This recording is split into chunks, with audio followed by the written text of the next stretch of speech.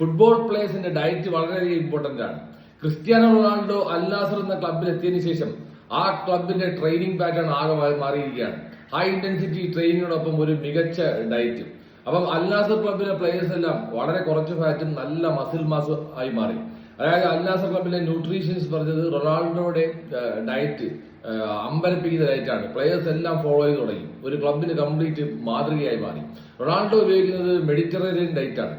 ആ ഡയറ്റിന്റെ പ്രത്യേകത എന്തെന്ന് വെച്ചാലും അതിനകത്ത് ബ്രേക്ക്ഫാസ്റ്റിൽ റൊണാൾഡോ ഉപയോഗിക്കുന്നത് ചീസും ലോ ഫാറ്റ് യോഗേർട്ടുമാണ്. ഉച്ചയ്ക്കാണെങ്കിൽ വൈറ്റ് മീറ്റിനകത്ത് വരുന്ന വെച്ചാൽ ഫിഷ് ആൻഡ് ചിക്കൻ, ഇതാണ് ഏറ്റവും കൂടുതൽ ഉപയോഗിക്കുന്നത്. ഇത് തന്നെയാണ് ഡിന്നറിന് ഉപയോഗിക്കുന്നത്. റൊണാൾഡോ ഡയറ്റിന്റെ പ്രത്യേകത എന്ന് പറയുന്നത് അതായത് ട്യൂണ ഫിഷ് ഉപയോഗിക്കാറുണ്ട്. അവക്കാഡോ വൈറ്റമിൻ എയും സിയും വളരെ റിച്ച് ആയിട്ടുള്ള ഫുഡാണ്.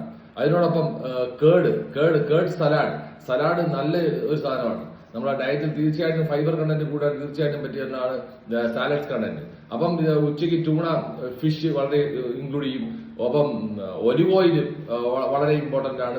ഈ സാലഡിനകത്ത് കൂടുതലും ടൊമാറ്റോ ആണ് ചേർക്കുന്നത്. പലപ്പോഴും നമ്മുടെ പ്ലേയേഴ്സ് സ്നാക്സ് പല കാര്യങ്ങളും ഉപയോഗിക്കുന്നെങ്കിൽ റൊണാൾഡോ ഉപയോഗിക്കുന്നത് ഡ്രൈ ഫ്രൂട്ട്സ് ആണ് സ്നാക്സ് ആയിട്ട് ഉപയോഗിക്കുന്നത്. അത് ഷുഗർ അബ്സോർപ്ഷൻ ബെറ്റർ ആക്കുകയും ചെയ്യും.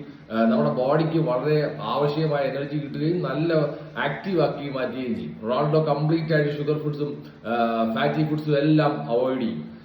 കറക്റ്റ് ആയിട്ടുള്ള ഹൈഡ്രേഷനും ഇങ്ങനെ ഒരു ഡയറ്റ് പ്ലാൻ ലൈഫ് ഉൾപ്പെടുത്തിയാണ് റൊണാൾഡോ തന്റെ കരിയർ ബിൽഡ് ചെയ്യുന്നത്. ഇതെല്ലാ പ്ലേയേഴ്സിനും ഒരു മോഡൽ തന്നെയാണ്. ഫുട്ബോൾ ഇനിയും വ്യത്യസ്തമായ വീഡിയോ ആയിട്ട് കാണാം.